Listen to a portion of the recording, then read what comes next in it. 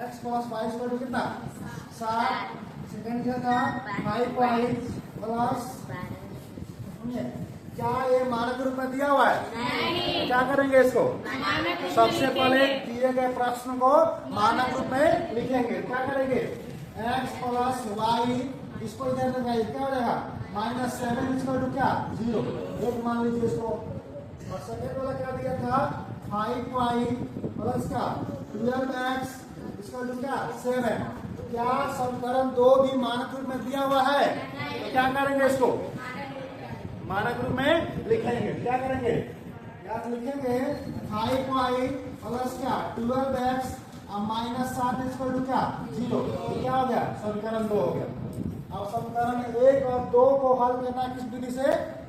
प्रजनन विधि से। तो मैंने क्या बोला था? यहाँ क्या आएगा x और x वाला रख देंगे, यही दोनों है। ध्यान सुनो, नीचे में x बांध दे दिया है, देख करो पहले इसको। देखो क्या करेंगे यहाँ पे 12x का प्लस क्या 5y हो जाएगा। अब देखो x वाला ढक दो, यहाँ भी x और यहाँ भी x ढक दिए। यहाँ कितना है 1, यहाँ कितना है -7, 1 गुना क्या -7 माइनस, इसके बाद क्या है यहाँ देखो -7 और गुना कितना 5 ना, -7 गुना 5, तो -7 और गुना क्या 5 इक्वल टू y और ढक दो। यहाँ y है और यहाँ ढक दिए, उल्टा चल गया पहले ना। क्या है -7 गुने 12, तो -7 इंटू 12 माइनस क्या 1 इंटू कितना -7, 1 इंटू -7 इक्वल टू 1 बटा। अब अचर वाले पद को ढक दीजिए, तो यहाँ अचर क्या 7 है, यहाँ कितना -7, यहाँ भी क्या -7 ढक दिए।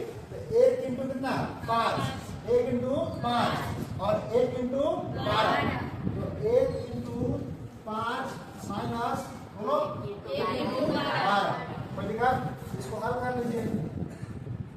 x बटा कितना हो गया -7 और ये कितना हो गया +35, कितना हो गया +35 इक्वल टू y बटा कितना हो गया -12 और ये कितना हो गया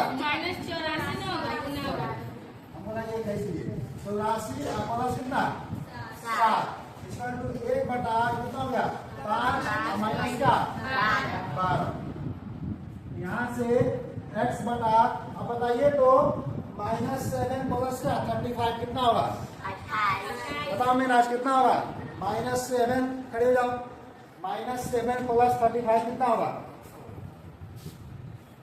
नीचे में है -7 प्लस 35 कितना होगा? प्लस की माइनस? माइनस। बताओ कुसुमा कितना होगा? बताओ। ठीक है, जाओ। मैंने क्या बोला था? एक पॉजिटिव है और एक निगेटिव है। जब भी एक पॉजिटिव है एक निगेटिव है, साइन क्या करेंगे? भूल जाएंगे, चिन्ह को भूल जाइए। चिन्ह को भूलने के बाद बड़ा कौन सा है? छोटा कौन सा है? बताइए उसमें से कितना होगा? साइन किसका देंगे? 28 हो गया। इक्वल टू यहाँ देखिए तो यहाँ भी सेम चीज है, y बटा -84 प्लस क्या है 7 है, तो बड़े में से छोटे का डाल दिए। चिन्ह को भूलने के बाद बड़ा कौन सा है 84, छोटा कौन सा है 7, कितना बचेगा 77। साइन किसका देंगे? बड़ा का। साइन क्या है माइनस, यहाँ माइनस हो गया। ऊपर में y इसका 1 बटा, अब यहाँ देखिए तो 5 और -12 खड़ा हो जाओ धीरज। यहाँ पे लिखा हुआ है 5 और -12 कितना आएगा बताइए। सब ऐसे ही क्लास जंप करते करते 10th क्लास तक आ गया। कितना आएगा? सही है जी। एक तो है, देखिए एक पॉजिटिव है, क्या है नेगेटिव है। चीज भूल जाइए, बड़ा कौन सा है छोटा कौन सा है, कितना बचेगा साइन किसका आएगा, साइन क्या है माइनस। अब देखिए तो ये वाला इसके बराबर है और ये इसके बराबर, इसका मतलब तीनों क्या है बराबर है। एक बार इसको इसके बराबर कीजिए, अब फिर इसको खींचिए, है ना। तो ये क्या है, अचर है ना, ठीक है। अब देखिए इसलिए x बाई 28 इसका तो कितना हो गया 1/-7 या फिर y बटा माइनस का 77 इसको तो क्या 1/-7 कोई दिक्कत। अरे तीनों क्या था बराबर था, तो इसको मैंने इसके बराबर किया क्योंकि क्या है अचर है, और फिर इसको इसके बराबर किया, हल कर रहा हूँ उसको। क्या करेंगे क्रॉस गुना, कितना हो गया -7x इसको कितना 28, या यहाँ भी देखिए कितना हो गया -7y इसको क्या -77, ठीक है। इसलिए x कितना हो गया 28/-7 या y कितना हो गया -77 बटा क्या -7, क्या पड़ेगा 7 का 28 कितना आ गया x आ गया -4 या y कितना आ गया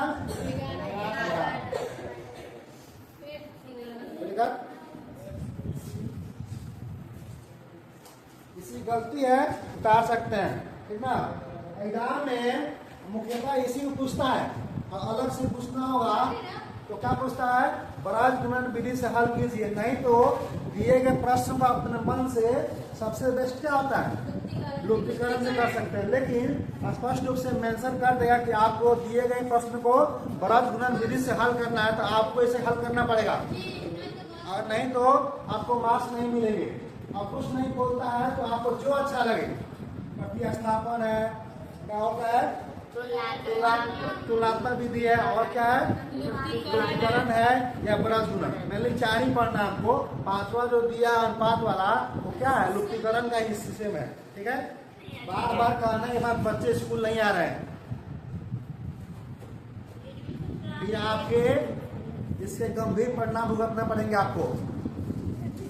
क्या विद्यालय पढ़ाई आपकी नहीं होती है, 1 घंटी भी और 10 मिनट भी क्लास आपका खाली नहीं रहता, फिर भी आप लोग विद्यालय आना क्या नहीं करते, कारण क्या है कोचिंग वाला, बहुत सारे कोचिंग चलते हैं इस समय में। सर से बोल के कोचिंग का समय बदलवाइए आप लोग।